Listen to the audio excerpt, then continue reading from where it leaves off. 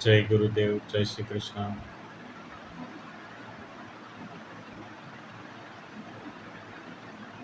Namaste, Namaskaram. So, friends, today we are talking about knowledge, जिसको हिंदी में ज्ञान कहते हैं। हम बार बार सुनते हैं, बचपन से लेकर अंत तक ये शब्द हम बार बार सुनते रहते हैं और सुनाते भी रहते हैं कि ज्ञान होना चाहिए जीवन में, नॉलेज, इंफॉर्मेशन। तो इसका सही मायने में इसका अर्थ क्या है और ये क्यों ज़रूरी है, इसकी क्या ज़रूरियात है लाइफ में। तो जैसे पहली बात तो ये कि इसका अर्थ क्या होता है। तो इसका सिंपल सा अर्थ होता है जानकारी या समझ, ज्ञान का अर्थ होता है। और ये शब्द संस्कृत का है जिसका अर्थ ये होता है। और इस सिर्फ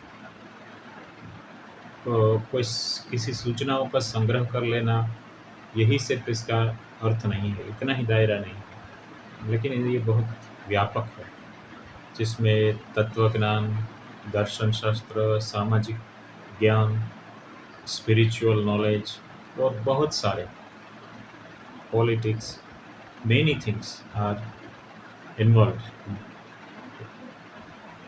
इसमें शामिल है। कई सारे पहलू हैं। यहाँ हम ज्ञान के विभिन्न पहलू पर विचार करने वाले हैं। तो ये जैसे मैंने बताया, ऐसा ज्ञान को मोटे तौर पर दो भागों में विभाजित किया जा सकता है, सांसारिक ज्ञान और आध्यात्मिक ज्ञान। सांसारिक ज्ञान जैसे हम पढ़ाई शुरू करते हैं तब से लेकर सब उसके बाद जो भी फील्ड हम बात पसंद करते हैं, जिसमें हम बिजनेस करते हैं, अपना रोजिंदा लाइफ चलाने के लिए हमें जो भी करना पड़ता है हम करते हैं। उसके लिए कुछ न कुछ ज्ञान चाहिए, कोई ट्रेनिंग चाहिए, कुछ भी चाहिए। और हम कोई स्किल डेवलप करते हैं और उसके थ्रू हमारा ये रोजिंदा रोज का जो सब चलता रहता है, जीवन चलता रहता है। सांसारिक ज्ञान ये। और एक है आध्यात्मिक ज्ञान, जिसमें इससे ऊपर जाने की बात है, कि जिसमें जहाँ जाकर व्यक्ति सच में ही सुख, शांति, सुकून, संतोष महसूस करता है और एक निश्चिंतता महसूस करता है आध्यात्मिक ज्ञान पाने के बाद। तो और सांसारिक में, और ये सब हम सब्जेक्ट्स भी जो पढ़ते हैं वो भी सांसारिक उसमें ही आ जाएगा। जैसे विज्ञान हो गया, मैथ्स हो गया, इतिहास हो गया, ये सब सम सोशल स्टडी हो गया, और भी बहुत सारे जितने सब्जेक्ट्स हम पढ़ते हैं और जो हमें बेहतर जीवन जीने में मदद करते हैं, सामाजिक संरचना को मजबूत करते हैं। और आध्यात्मिक ज्ञान जो है वो आत्मा और परमात्मा के संबंध को समझाने में मदद करता है। भारतीय दर्शन में, विशेषकर वेदांत और उपनिषदों में, आध्यात्मिक ज्ञान को आत्मज्ञान या ब्रह्म ज्ञान कहा गया है। इसका उद्देश्य है आत्मा के वास्तविक स्वरूप को समझना और मोक्ष प्राप्त करना।